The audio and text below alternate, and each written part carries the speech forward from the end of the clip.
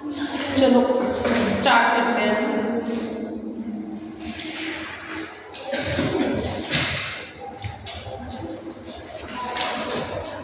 सबसे पहले mean value theorems topic कर रहे हैं हम। मीन वैल्यू थ्योरम्स में अभी तक आप लोगों ने कौन सी थ्योरम की है?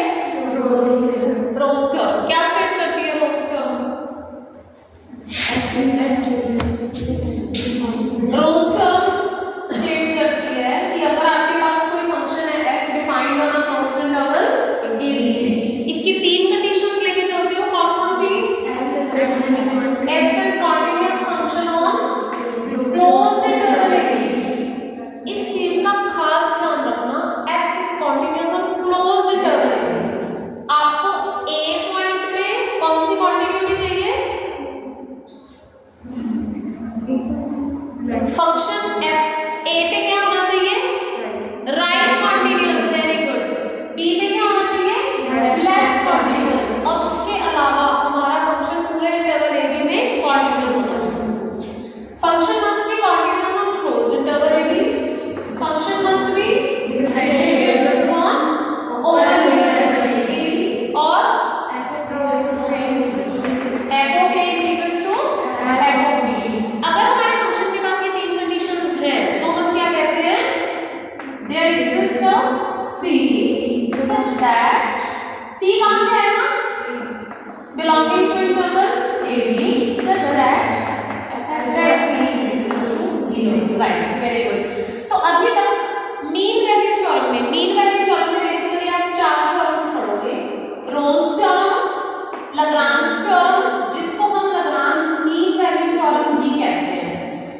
ठीक है, तो Rolle's theorem, Lagrange theorem, Cauchy mean value theorem, उसके बाद टेलर्स थ्योरम। ठीक है, ये चार मेन थ्योरम्स आपने पढ़ लिए। कौन कौन से बताओ?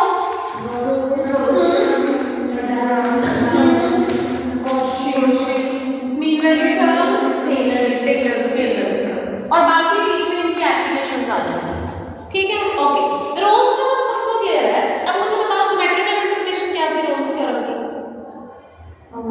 अगर तुम्हें कोई पॉलिनोमियल दे दी जाए और कहा जाए इसके डेरिवेटिव के रूट्स निकालो, तो कौन सी थ्योरम लगाओगे? कोई पॉलिनोमियल है fx,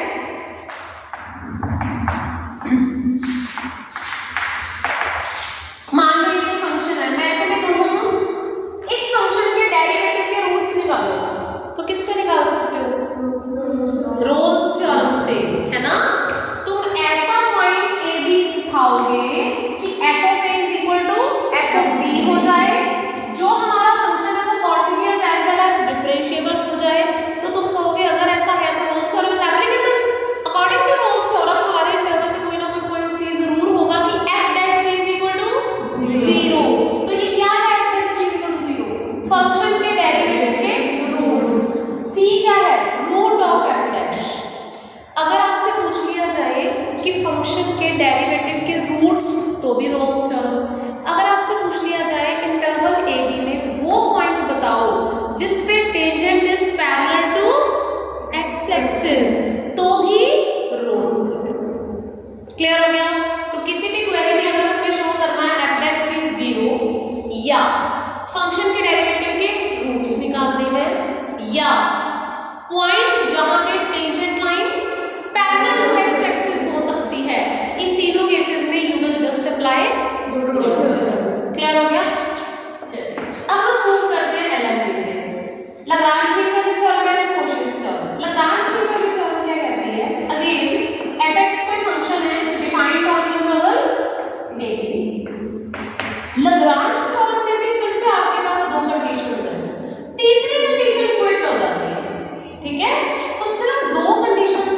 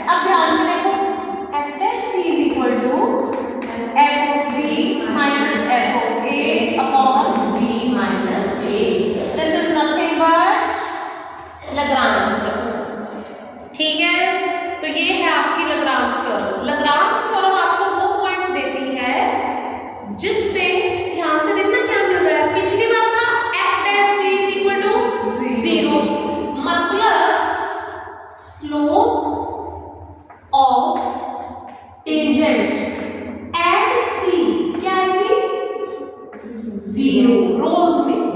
LMP में क्या आती है, f डैश की होती है, तो स्लोप ऑफ टेंजेंट ये डिवाइड बाय dx, तो LMP में slope of tangent at c क्या है, ध्यान से देखो, f of b minus f of a upon b minus a, what is this, y2 minus y1 upon x2 minus x1, slope of the chord joining a and b। समझ में आई बात? तो इस बार ज्योमेट्रिकली आप इसको कैसे इंटरप्रेट करोगे, आगे आप ऐसे बनाते थे ना, a is equal to b लेते थे।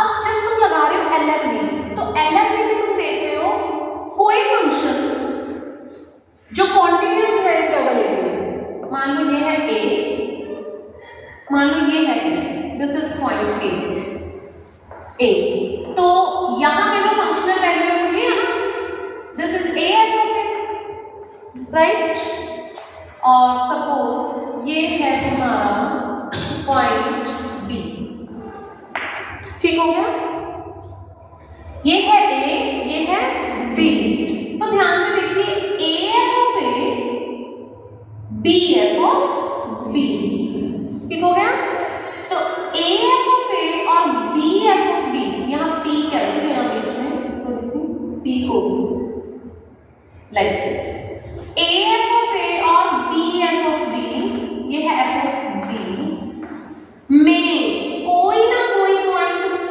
ऐसा जरूर होगा जिस पे जो टेंजेंट लाइन है वो पैरेलल टू कोड joining AF of A and BF of B आएगी। देखो ध्यान से, बात समझ पा रहे हो कि नहीं? Are you getting it? LMP ये बोल रही है, वो कहती है कि if a function f is continuous on interval AB, if a function f is differentiable on interval AB, तो पक्का फिर से इंटरवल AB में कोई ना कोई पॉइंट C ऐसा जरूर होगा जिस पे टेंजेंट लाइन जो होगी इस बार वो पैरेलल टू द कोड joining AF of A and BF of B। क्योंकि तुम क्या कह रहे हो, तुम कह रहे हो C पे F dash C मतलब C पे उसकी टेंजेंट की स्लोप क्या है, y2 minus y1 और x2 minus x1। Is it clear? Done. तो लैग्रांज थ्योरम इस तरह से भी आ जाती है, जैसे तुम्हें रोल्स में क्वेश्चन वैसे आते थे ना कि डेरिवेटिव के रूट्स निकालो या वो पॉइंट्स निकालो जिन पे टेंजेंट की स्लोप जीरो हो जाए, यहाँ पे ऐसा भी आ सकता है, वो पॉइंट निकालो जिस पे tangent line is just parallel to the कोड joining A and B।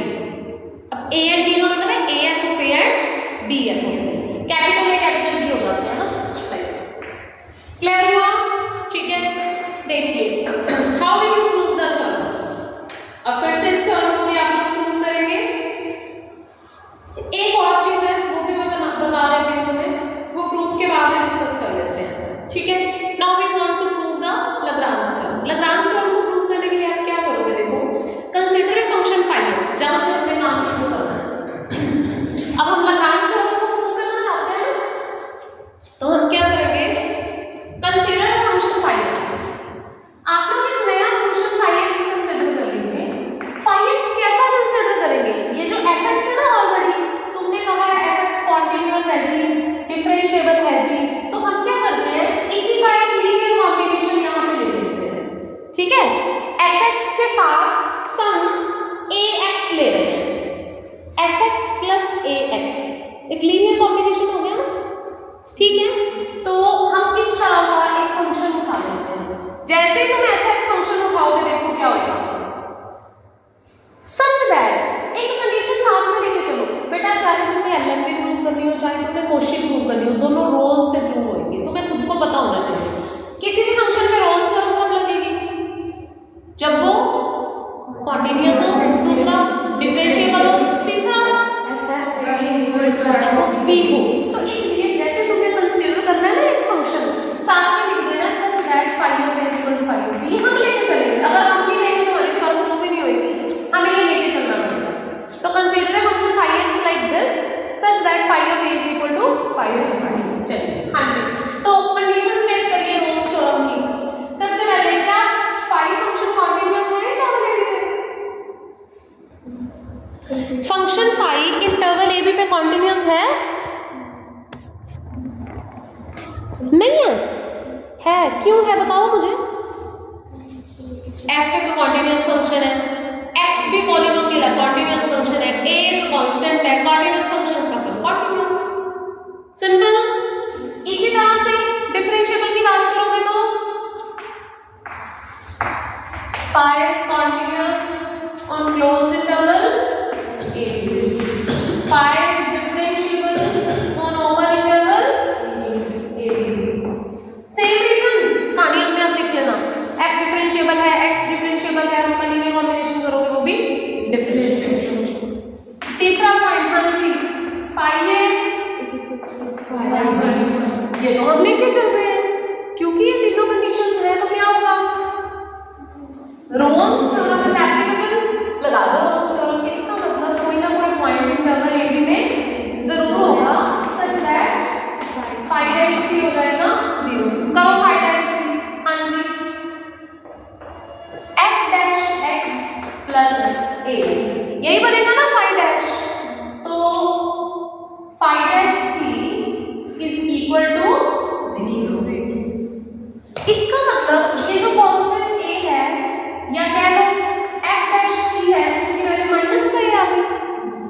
Okay, जो phi of a is equal to phi of b हम लेके चल रहे हैं, उसको जरा यूज करके देखिए उससे आता क्या है। As phi of a is equal to phi of b, इसका मतलब f of a plus a times a is equal to f of b plus a times b, ऐसा ही होगा। तो बच्चे f of b minus f of a is a times a minus b, ठीक हो गया। तो तुम्हारे इस कांस्टेंट a की वैल्यू कैसी आ गई, ऐसी आ गई। Put the value this side, it implies f dash c minus का है ना, तो f डैश c कैसा हो गया, upon b minus a। Theorem prove, easy, nice.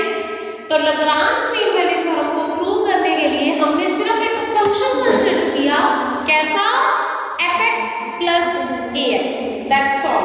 इतना सा काम करते हैं थ्योरम प्रूव, और कितनी बारी पेपर में आएंगे ये देखो।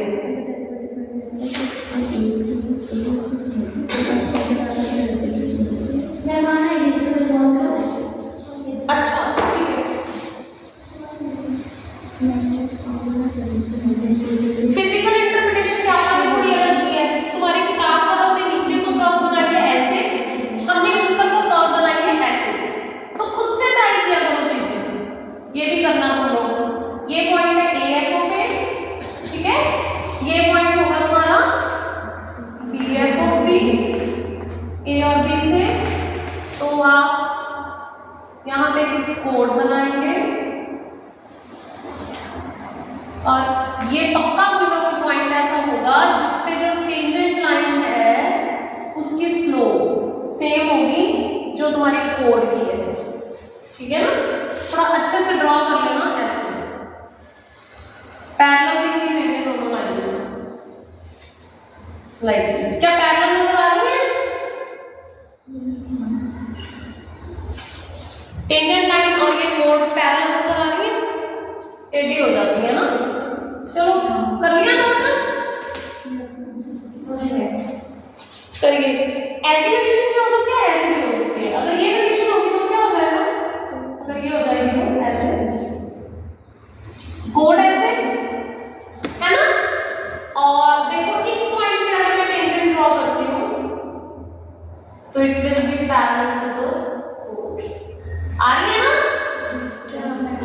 तो मतलब ऐसी सिचुएशन है, these are given by LMV। जो पहले हमारे पास कंडीशन थी वो सिर्फ पीक पे काम करती थी ऐसे, मान लो ये पीक है, टेंजेंट लाइन ड्रॉ करो, it will be parallel to x axis, ठीक है। यहाँ रूल लग रही है, यहाँ LMV लग रही है। Now we just move to Cauchy's mean value theorem. हम यहाँ Cauchy लिखते हैं इधर, ओके। अब Cauchy's मीन वैल्यू थ्योरम ये क्या स्टेट करती है, हाँ जी, Cauchy's मीन वैल्यू थ्योरम पहले कहा है दो फंक्शंस पे काम करती है। एक अभी बेटा हमने LMV को पूरा करना है, उसकी अनदर फॉर्म पर मैं तुम्हें दोनों के प्रूफ इकट्ठे कराना चाहती हूँ ताकि तुम्हें 1 मिनट में याद हो जाए। फर्क क्या है, सिर्फ फंक्शन कंसिडर करते हैं, ठीक है। कोशी-मीलर थ्योरम में 2 फंक्शन काम करते हैं, ठीक। कंडीशंस यहाँ भी 3 होती है, मुझे अभी पता लगेगा क्यों 3 होती है। फिर से late f and g be 2 functions defined on interval a b। पहली कंडीशन if मतलब क्या क्या हो, इस पर है कि f और g दोनों ही कॉन्टिन्यूअस फंक्शंस हैं क्लोज्ड इंटरवल a b में, f और g दोनों ही डिफरेंशिएबल फंक्शंस हैं ओपन इंटरवल a b में। तीसरी कंडीशन, यहाँ तीसरी कंडीशन क्यों है, क्योंकि हमने काम करना है f अपॉन g पे। अब f अपॉन g फंक्शन कब डिफाइंड होगा, कॉन्टिन्यूअस होगा, जब g नॉन जीरो होगा, वेरी गुड। तो इसलिए तीसरी कंडीशन मस्ट है कि gx should be non zero for all x belonging to the interval a b। Got it? तो हमें क्या करना है इस बार, f और g कॉन्टिन्यूअस फंक्शंस हैं इंटरवल a b में, f और g दोनों डिफरेंशिएबल फंक्शंस भी होने चाहिए इंटरवल a b में, gx जो है वो पूरे इंटरवल में थ्रू आउट क्या रहना चाहिए, नॉन जीरो। अगर ये कंडीशंस फुलफिल होती हैं, फिर से there exist a point c belonging to interval a b such that हाँ जी f dash c upon g dash c is equals to f of b minus f of a upon g of b minus g of a। अब यहाँ हमें g dash x लेना पड़ेगा क्योंकि काम f dash upon g dash हो रहा है। ये मतलब तुम्हें खुद से रिमाइंड हो जाएगा, जैसे ही आप लोग काम करने लगोगे आपने देखना है कि हम किस पे काम कर रहे हैं। जब आप बोलोगे ना there exist a point c such that f dash c upon g dash c, मतलब ऑब्वियसली ये चीज कब डिफाइंड है, जब g dash x non zero है। तो इसका मतलब किसी भी कंडीशन में अगर आपको किसी फंक्शंस पे कोशी थ्योरम लगानी है तो आपको देखना पड़ेगा दो ऐसे फंक्शंस जो थ्रू आउट कॉन्टिन्यूअस हो, थ्रू आउट डिफरेंशिएबल हो, और एक फंक्शन का derivative through out non zero. You should be very careful, ठीक है। कई बार मतलब ऐसा होता है कि कंडीशन माइंड में नहीं रही तो you can do it here first, ठीक है, जैसे आ रहा है।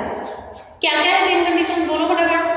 f और g कॉन्टिन्यूअस, f और g differentiable, g dash x not equal to 0 for interval a। अगर ऐसा हो गया तो फिर वही चीज है कि there exist a point c such that f dash c upon g dash c is equal to f of b minus f of a g of b minus g of a। Okay, तो again अब मैंने क्यों इकट्ठी करवानी चाहिए, ताकि तुम्हें साथ के साथ पता चल जाए सारा प्रूफ सेम करेंगे, सिर्फ फंक्शन अलग कंसीडर करेंगे। क्योंकि पिछली बार हमने क्या प्रूव किया था, f of b minus f of a upon b minus a ना, तो ऐसा से सेम प्रूफ है। फर्क क्या है, वहां पे g था नहीं, यहाँ पे एक फंक्शन और, तो consider a function phi x equal to fx plus a times gf। ये डिफरेंस है गाइस, नथिंग एल्स। 2 मिनट का प्रूफ है, कर दो धड़ाधड़। f और g दोनों क्या है, कॉन्टिन्यूअस है, तो बेटा जैसे तुमने इनको सम करोगे कॉन्टिन्यूअस फंक्शंस का सम कॉन्टिन्यूअस, इसलिए phi भी क्या हो जाएगा on interval a b। phi consider करते तुम्हें याद आई बात में जो पिछली बार ली थी, consider a function phi x such that phi of a is equal to phi of b। क्यों नहीं मैंने, क्योंकि मुझे रोल्स थ्योरम लगानी है। अभी लेक्चर की शुरुआत में मैंने बताया दोनों के प्रूफ कैसे करेंगे, रोल्स थ्योरम। तो consider function phi x fx plus a times gx, क्योंकि ये दोनों कॉन्टिन्यूअस है तो इनका सम भी कॉन्टिन्यूअस, phi क्या हो गया कॉन्टिन्यूअस। क्योंकि दोनों डिफरेंशिएबल है तो सम भी डिफरेंशिएबल, तो phi क्या हो गया differentiable. phi of a is equal to phi of b, हम लेके चलते हैं। 3 conditions are fulfilled, again Rolle's theorem is applicable. तो फिर से क्या हो जाएगा, there exist a point c such that f dash c is equal to 0। हाँ जी, तो इसका तुम्हारा f dash c क्या है, ये रखो F dash C is phi dash C is F dash C plus A times G dash C। ये क्या है? G। इसका मतलब इस बार F dash C minus A G dash C, तो F dash C और G dash C क्या है? Minus A। डन। A की वैल्यू कहाँ से आई थी? phi of A is equal to phi of B, as phi of A is equal to phi of B। तो f of C is G of C और f of B plus A G of B। ठीक हो? phi of f of A। Oh, f of A G of A, हाँ ठीक है, C नहीं है, A भी है। तो A की वैल्यू ये उधर ले जाओ, f of B minus f of A और A times G of A minus G of B। तो फाइनली जब तुम A निकालोगे तो f of B minus f of A G of A minus put कर देना, प्रूफ कर लोगे अपने आप, बस ठीक है। जैसे आप लोग पुट करोगे you will get the result कि f dash C upon G dash C क्या है? f of B minus f of A G of B minus G of A। ठीक हो गया? ओके, तो अब हम बात करते हैं अनदर फॉर्म की। उससे पहले ज्योमेट्रिकल इंटरप्रिटेशन है।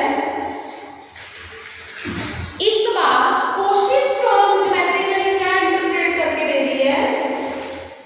कोशिश थ्योरम कहती है बेटे इसमें कोई डायग्राम नहीं है क्योंकि यहाँ पे ना सिर्फ यूनिकनेस की ही बात है। ये f of B minus f of A और G of B minus G of A actual में तो हमें कोड की स्लोप ही देगी ना, इस बार f और G की रेशियो आ जाएगी, ठीक है?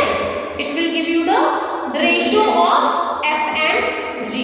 क्योंकि बच्चे देखो f और G दो फंक्शंस हैं इस बार, मतलब एक पॉइंट होता तो तुम a f of A और b f of B बोल देते, इस बार f और G दो फंक्शंस हैं, इसलिए we can just imagine it कि f और G दो अलग अलग फंक्शंस हैं।